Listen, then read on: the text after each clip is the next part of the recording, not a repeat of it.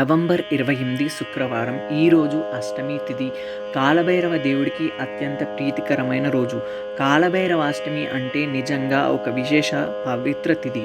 మన జీవితంలో దీర్ఘకాలిక ఆరోగ్య సమస్యలు, అనుకున్నా కూడా నెరవేరని కోరికలు, ఇది ఎప్పటికీ తీరదేమో అనిపించే సమస్యలు, ఇలాంటి వాటికి భైరవ తత్వం ఒక దివ్య శక్తిగా నిలుస్తుంది. ఈరోజు మనస వాచ కర్మన ఒక మంచి సంకల్పంతో దగ్గరలో ఉన్న ఏ శివాలయానికైనా వెళ్ళండి.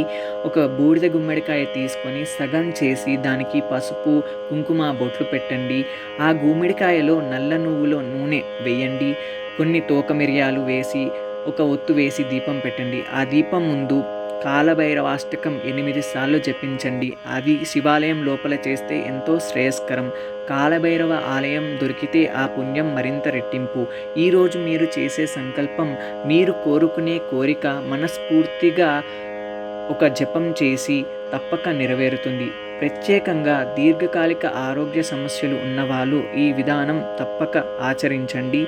భైరవుడి కృప పొందండి. ఓం శ్రీ కాలభైరవాయ నమః.